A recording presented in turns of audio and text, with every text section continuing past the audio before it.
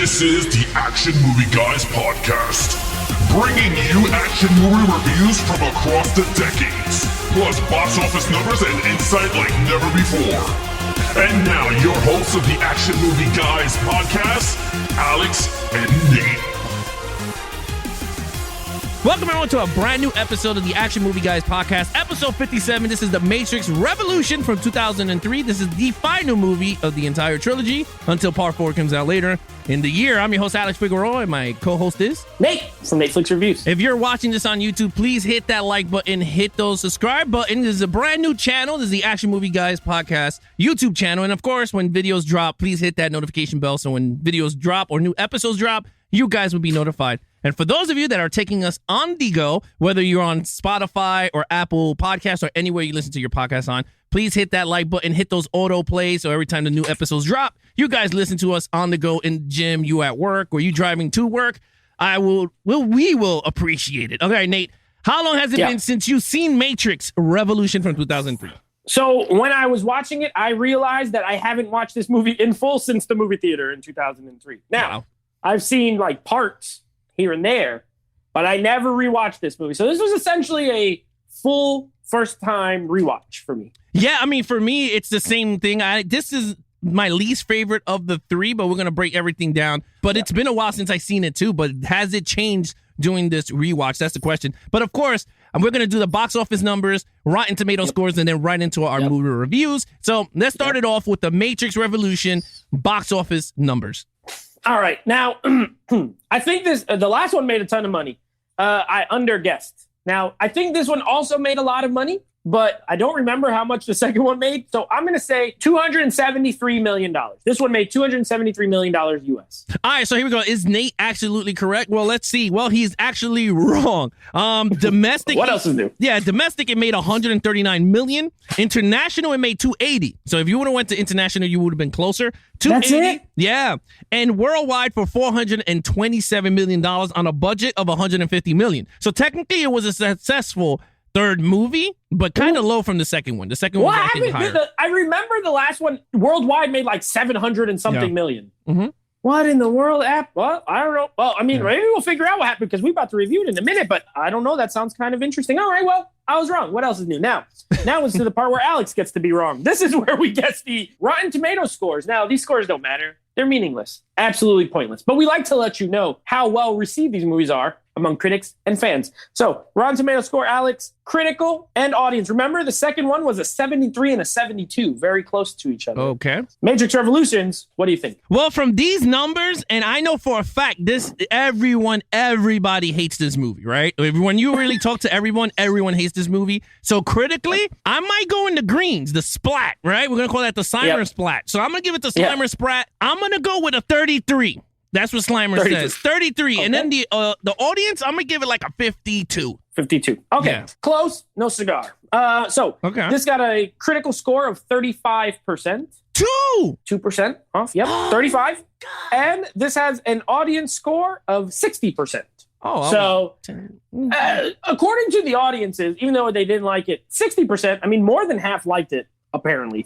Critics, not more than half, 35%, but irrelevant. These are all irrelevant. Right, and you know what? Just like The Rock says, it doesn't matter what those critics and audience score says because this is our review on The Matrix Revolution. So with that said, let's give you guys our criteria. Lead character, main villain, action scenes, storyline, overall, total points of the entire categories. And of course, guys, if you have seen this film, which I bet everyone did, please leave a comment down below on YouTube, or if you guys are watching us are you listening to us on the go, please leave a comment on any of the platforms that you guys are listening to us on. But let's start it off with the lead character, Neo himself, Keanu Reeves.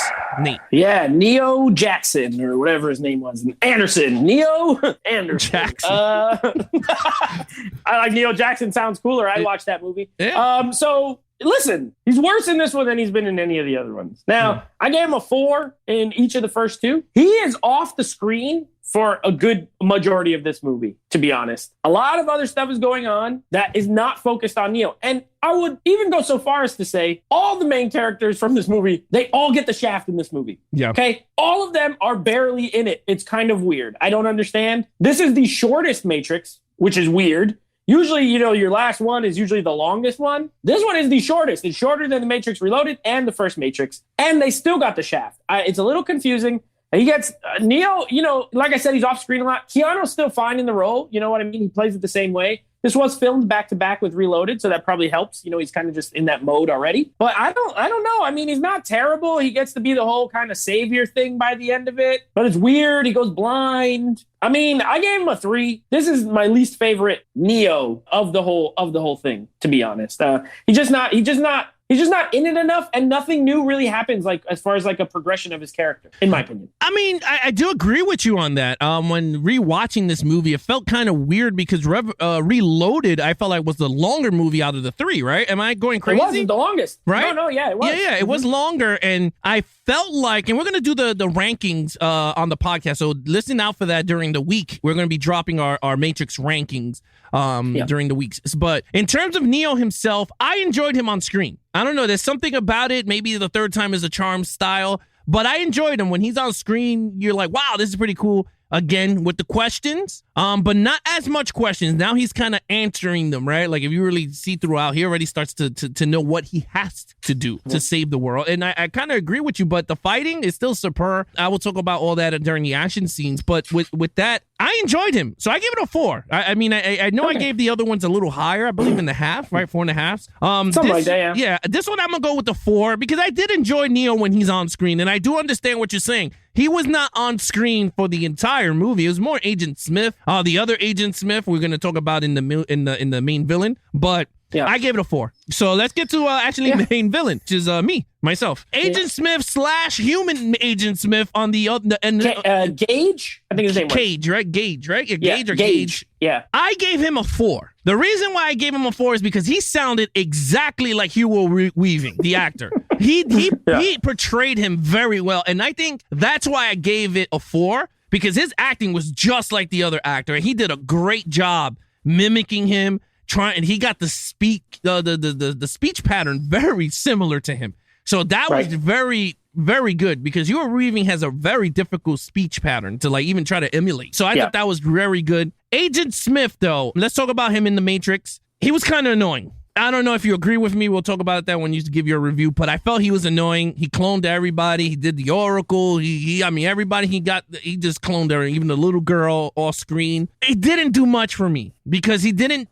I mean, he does do the fighting at the end, but again, it was CGI. There was not as practical as the other movies. This one was a mixture of both, like that whole park scene in part 2. In the park, they did a lot of more practical than CGI. This one was straight CGI when they went to the sky and punching each other, making these big explosions with the water. And then let's talk about him off the Matrix, and he's inside that guy's body. I thought that was pretty cool, but it was just irrelevant for me, that storyline. I was just like, it just didn't do nothing for me. Like, I'm like, Neo is the one. He should have just saw this dude. I mean, the guy was speaking like Agent Smith, so I don't understand why he couldn't even see it, not even figuring it out, like, by then. Right. And for him to become blind to figure it out, I was just like, that's kind of dumb. To me, it was dumb. But with that, I gave him a 4. What did you think? Generous Al. Oh, I know you're going to take this. Generous Al. I gave him a 2. Okay, I gave him a 2. Look, a solid 2, I guess. I don't like him in this. Another one. He's barely in it. He doesn't do anything. All he does is clone himself a billion more times, right? I don't, they establish kind of like his purpose in the last movie, like what he's trying to do. They don't really explain how he can get into that guy's body, but whatever. Yeah, it was kind of stupid. I agree. I just didn't like him. I agree with you. I think that guy's performance, the actor's performance was good. He had the cadence and everything, like the same way Hugo Weaving talks. That was pretty good. He did a good impersonation of Hugo Weaving. So we were scoring like the acting. I'd probably go higher, but just as a character, I don't like him in this. I think he got worse as the series went on as a villain. I thought he was an amazing villain in the first one. I thought he was a pretty good villain in the second one, and I thought he was kind of a whack villain in this one. If anything, and he's the one I'm scoring. But if anything, the freaking Sentinels and robots were a way better villain in this movie. They were way scarier, way more menacing, did a lot more. But it is what it is. So yeah, I gave him a 2. I didn't really like him in this. All right, here we go. Let's get to action scenes. Neat. All right, so here's where, and it doesn't matter. I don't care what anyone says. I will never waver on this franchise. The action's a 5, even in this movie. Now, I will say there is, I don't know if I wouldn't even say there's less action, to be honest. There's as much. The movie's a little shorter, but that battle scene in Zion with the robots and the machines that the people are in, the mech suits and all that kind of stuff, that's a big, long, beefy scene. You know what I mean? Like, it is not 10 minutes and then they move on. It's like 30, 35 minutes long. A lot of guns being, it's a different style of action. It's not all hand to hand like in the previous movies, but it's action and it's pretty thrilling. You do have the fight with the with Agent Smith and Neo at the end, in the rain. I agree with you. It's more CGI, but it actually looks better because of the rain. And you can't see as much how fake they look, in my opinion. Yes, the way they move, but the faces, they're kind of obscured. So it doesn't look as bad as it did in Reloaded, where it's just like right there in the daylight. You could see they look like video games, and it's not amazing. So I thought that was better. And then I love the club scene in this movie where they go to that club and those dudes start running on the ceiling. I think it's sick. I think it looks great even now. Like, there's movies that come out now that look worse than that scene. The way they did it, how easily they flip from being on the floor to being on the ceiling. Awesome action scene. Yeah, I gave it a 5. I mean, I don't have any problem. Any problem I have with this movie is not the action. Yeah, I mean, I agree. I had no problems with the action. I thought the action was actually pretty good. I still think Reloaded is way better in the action sequences, but I think this one is actually really good. The Sentinel scenes is kind of funny because back then I hated the Sentinel scene. I was like, oh, this is stupid, but I kind of enjoyed it now. I was like, okay, now it kind of makes sense because I kind of listening to the story and the Sentinels look really good in 4K. I mean, holy crap. They did a great job with the transfer in 4K with the Matrix, with the Sentinels. I did like the whole Niobe driving scene. That was awesome. Right? It reminded me of Star Wars when they're going through and they're fighting and doing all that stuff. I thought that was pretty cool. In the tunnel, that was sick. I do agree the whole Stefan, oh man, I could never Cypher, that's his name. The Asian guy that you say Asian dude. Oh, no, it's Seraph. Seraph. That was a cool scene when him and Morpheus and Trinity went to get the club scene. Yeah, that was really awesome. And I love seeing him. And I know the minute we seen that scene, I was like, Nate is already drooling when you saw your girl. Monica Bellucci. Let me tell you something. Monica Bellucci. I mean, amazing. Amazing. I was like, that's Nate's girl. My wife started laughing. But yeah, other than that, everything was great. I have no nitpicks for me except the CGI. But everything, you're right, everything looked very well. And I gave it a 5. Storyline. Yep. So, listen. Rewatching this. Now, I trust me. After rewatching Reloaded and realizing that I really, really, really liked it, I was hopeful for this because I hadn't seen it in a long time, I was like, you know what? Maybe I was just wrong. Maybe my whole life is a lie. Maybe this is actually really great. And the story's weak, dude. It's weak. It is non-existent. This movie has barely any story, okay? The basic story of this is the humans fight off robots while Neo tries to go do something, right? Because not truly revealed what his exact plan is until the end of the movie. You know what I mean? And even then, it kind of didn't go as planned because of the whole other Smith thing. So it is thin. The first 2 movies have these very complex storylines. The only part of this movie that felt like the first 2 as far as story was the part in the subway with the train man. Yeah. That segment, I would say the first 20 minutes still felt like, okay, they're telling an interesting story with the Matrix and things like that. After that, it just becomes an action movie, which is fine. I like action. I was entertained while watching it, but as a story, it didn't affect my brain in any sort of way. It didn't stimulate my mind. It was pretty mindless. And the ending's kind of silly. Like, if you really think about it, it doesn't make a lot of sense, but whatever. So I thought it was weak. I don't think it's not god-awful, like, not the worst thing I ever saw, but it's also not very strong. I gave it a 2. Wow, you are generous, Nate, today. Oh. You're generous. With a 2? Yeah, nice. With a 2. That's generous. That's very generous. This story stunk. I'm just sorry to say, rewatching it, the story is very Jesus Christ, bro. Let's just call it like it is. Neo sacrificed himself for the humans, which is okay, which you kind of saw that coming, right? When you were watching there's a lot of religious stuff throughout the other ones, But to me, I felt like they could have did it in a better, unique way of storytelling where you could have engaged with Neo and felt for him, because by the time I did not feel for him at all when he decided to. I was just like, who cares, bro? I was like, we already know you're going to do this. And then at the end, you're absolutely right with the Oracle saying, oh, we'll see him again with the whole sunrise coming up. And I'm like, well, now we're seeing the Matrix 4 because Matrix 4 is coming out. And I'm very intrigued to see how he comes back, because if they come with some Jesus, he resurrects, then I'm like, oh, no, this is no bueno. Like, you're just going to do something really wrong here. But in terms of this film, there was a lot of weak points throughout the movie where I did not care for anything at all. I mean, even when Agent Smith confronts the Oracle, which you're going, holy crap, this is going to be a really big scene. It was one of the weakest scenes. She was like, just get along with it. And then he just put his hand, he just stuck his hand. Yeah, sure. Yeah. Very weak. I did not like it. I give it a 1. I ain't going to get an argument from me. I hear you. Yeah, all right. So let's go with the overall. All right. So overall, I hate to say it. I don't really hate to say it. I knew this was the case, but I'm confirming this is not a great movie. Okay? There's good things in it. It looks good. It still looks good. Right? All the technical stuff that was there in the first two is here in this one. Right. It looks good. The performers at this point, they play their roles great.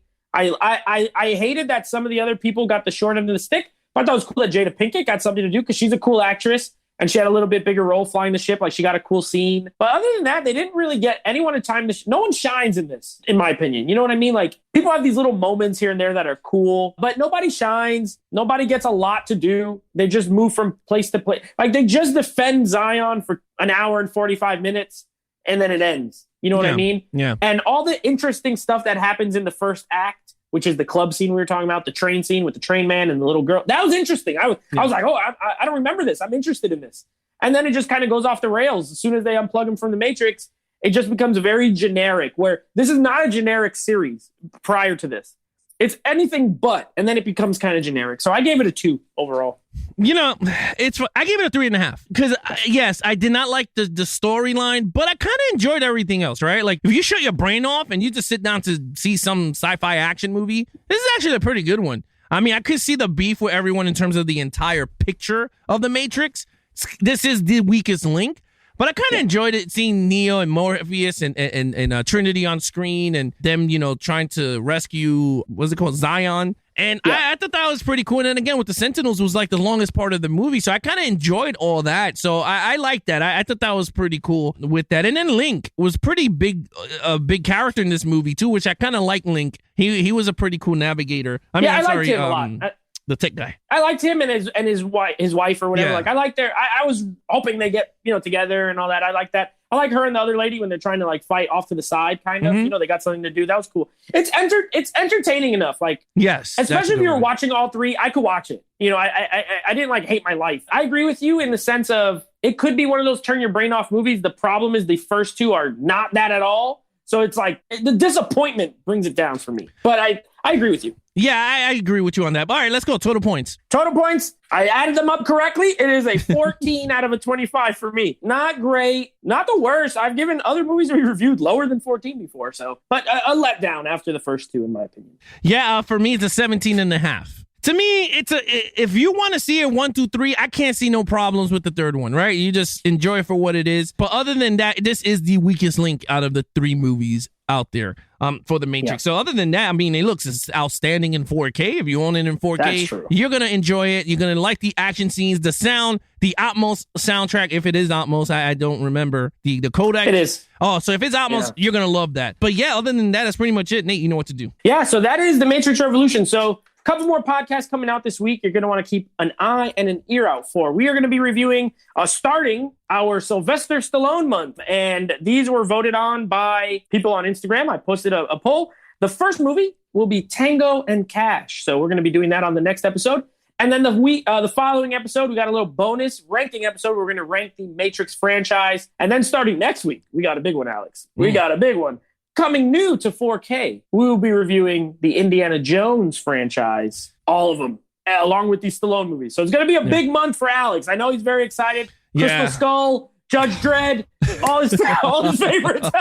So yeah, that's what you want to keep an eye out for. That's what's coming up. Yeah, so if you want to follow us on our social media accounts, please follow Nate over on Instagram at NateFlixReviews. Now check out his podcast. Now, again, a lot of people can be like, whoa, starting a new podcast. We don't know the podcast name yet, so I can't reveal it because that's not my doing. He's going to do it soon. Coming soon is a new podcast, but check out his old podcast with him and his friends called Netflix Movie Reviews. Again, anything action movie guys podcast, please head over to levelsofgeeks.com. We have everything there from merch to our audio and video podcast nicely organized for you guys. And for the first time, we have our videos now are going to be on its own YouTube channel Right now, we don't have the custom name, so you got to search on it on YouTube. Action Movie Guys, and then once you find it, you could just hit the subscribe button, find the video there, and there you have it, guys. But do yourself a favor. Go to the Action Movie Guys YouTube now and listen to episode 1, which is up, and look how bad we sucked compared to now. Do yourself a favor. You have a good chuckle. It's very terrible. We're experts now. We're professionals. We're amazing. We sucked back then. It was very bad. So go to YouTube, go levels or Action Movie Guys, and listen to it. It's trash, but we loved it, right? We had a great time in it. It's always be our number one. It's a great goal. It's a 007 GoldenEye. But again, guys, I'm your host, Alex. That's your host, Nate. Be awesome to each other and geek out.